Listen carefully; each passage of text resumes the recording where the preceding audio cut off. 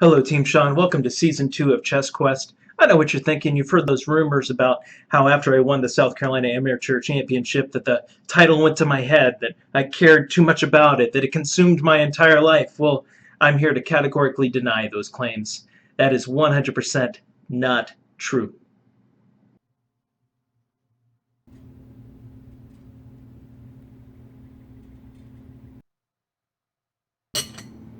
Did you want some more Cheerios?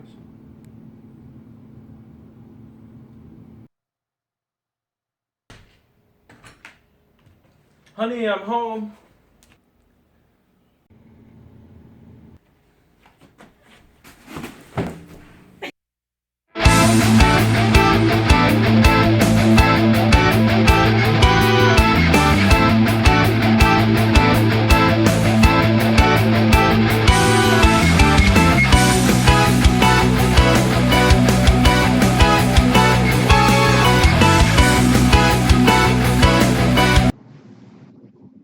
All right, we're now searching for a game. This is, again, the inaugural episode of Chess Quest Season 2. You'll notice there have been a few differences. One, our avatar has changed. Look at that gorgeous little face right there. Look at it.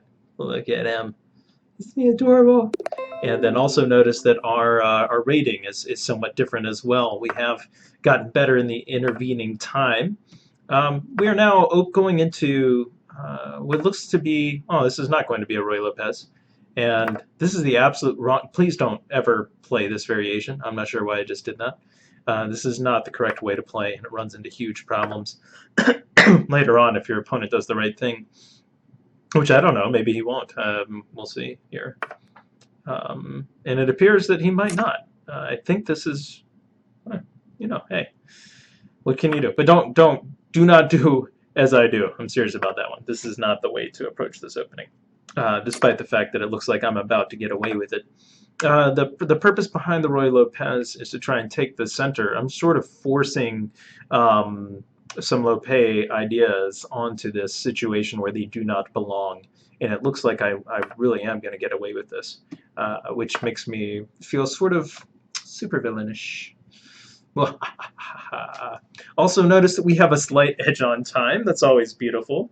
That's not something that we normally experience while playing these games. Our opponent is Jonathan Silvestro from the far off and beautiful land of Argentina. Argentina. I don't know if I can say it in a way that makes it sound sexy, but I can definitely say it in a way that makes it sound not sexy, which I've just modeled for you right there. So now we've got this big strong center. The question is, are we going to be able to use it, and are we going to be able to trick him into taking our knight with his bishop or not? He didn't get to be 1576 trading bishops for knights in situations like this, but you know, a girl can dream. What is he thinking? He's probably working on how he's going to develop that light squared bishop, what he's going to do with his queen, and things like that. And I, for one, am a girl can dream. Gosh darn it! Is there something I don't know about this position? Maybe he's not that familiar with it because you're not supposed to end up in this position from the opening that we did.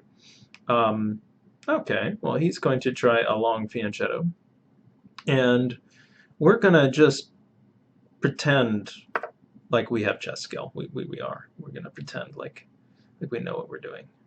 We don't. We don't. But developing pieces is always nice.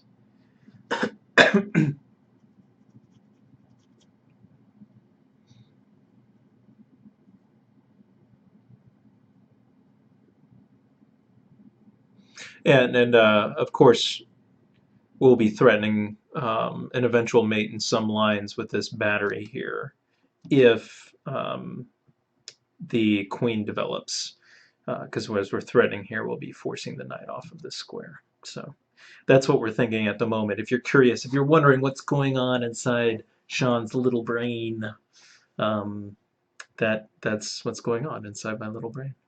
You know. Okay.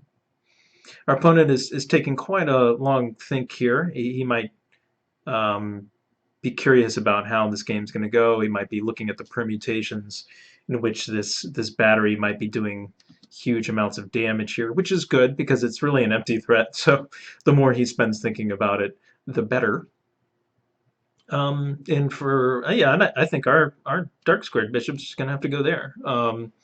This is something that initially I was coached not to do, even though I scored rather well with it. And then some top grandmasters, 27, 2800, started developing that way in similar situations in the Roy. And so at that point, I've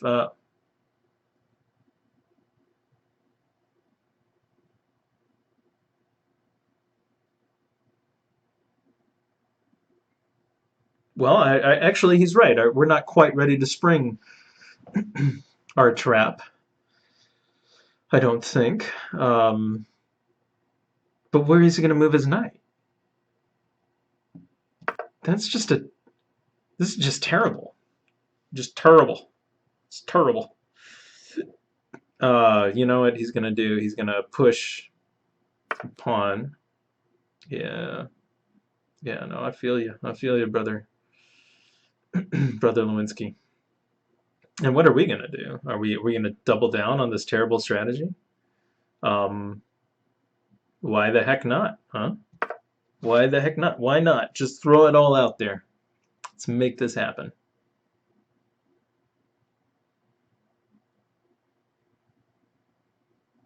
Hmm. This is not a normal game. This is not what you expect. What kind of symbol does this guy have on here? It's like CAS or something? I don't know. Must be some Argentinian thing. We have Argentinian friends. We may ask them. Also, I should let you know, coming up next week in our next episode, we have a special treat. Elshan Moribidari. I don't want. I can't say his last name. Don't tell him I said this, and I better not post it. Maybe I'll mute this section. No, I'm just kidding. Elshan will be. He's a grandmaster himself, and he'll be destroying us in some blitz. Yeah, I think that was the right decision. Definitely. I believe so. And how are we gonna handle this in specific here?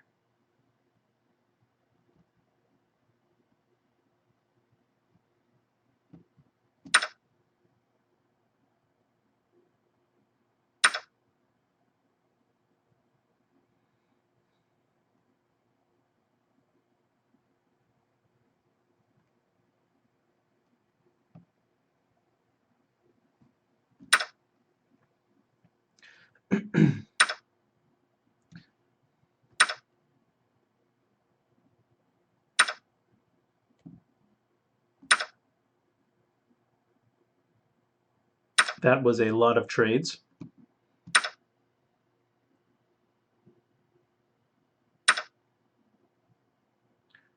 And I guess at the end of it he does get that pawn. So bummer on that. Um, but I'm not sure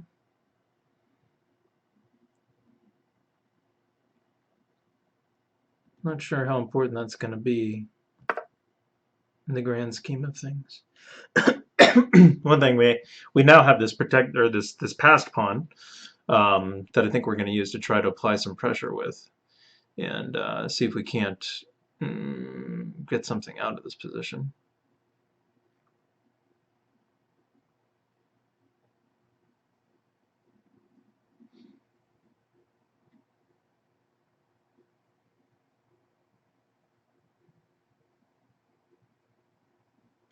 The other good thing is we have quite the time advantage. We are down a pawn though, so this isn't quite where we wanted to be. Oh, what a good move.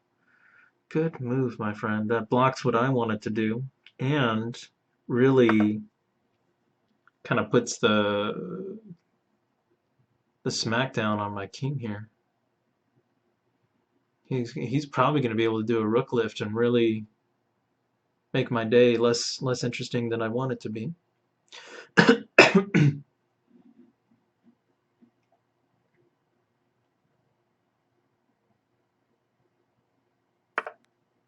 As for our part, we're just threatening some really, really basic stuff, like incredibly basic.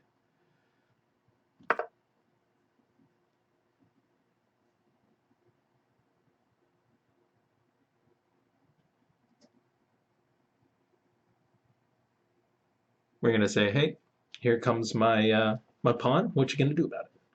And then hopefully we can use that as leverage. The deeper we get him, the more leverage I think he'll be.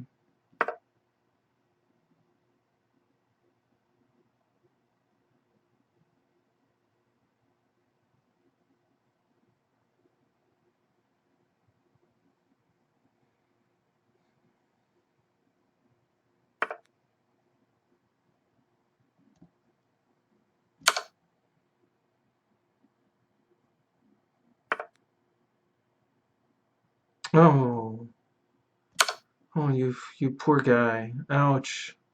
What a terrible way to lose the game. That's terrible. It's terrible, as George Foreman would say. Yeah,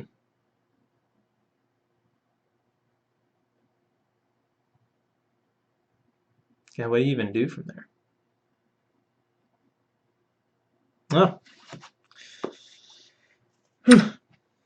Oh no, you did not. You did not do that. Oh, that's a terrible idea. That's a terrible idea. Why would you even think of that was not his brightest move in Sunday school.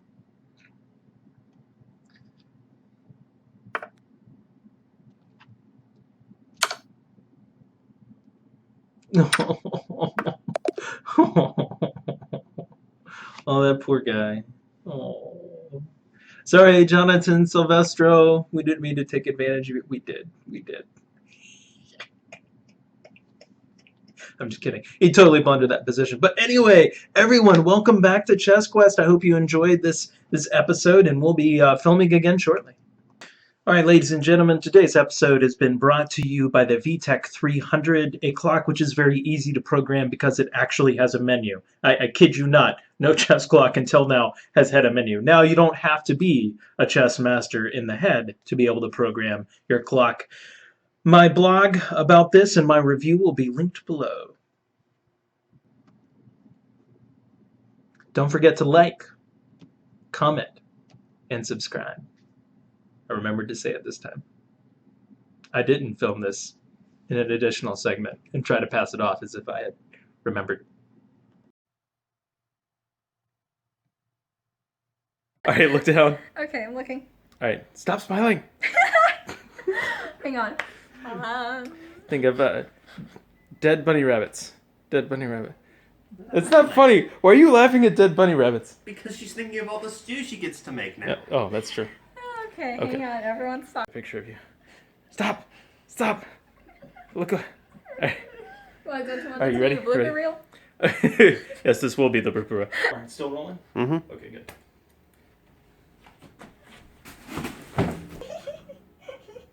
Are you okay?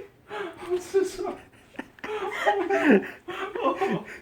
I didn't know this stupid YouTube video is wounding people. The real thing that's gonna do that is the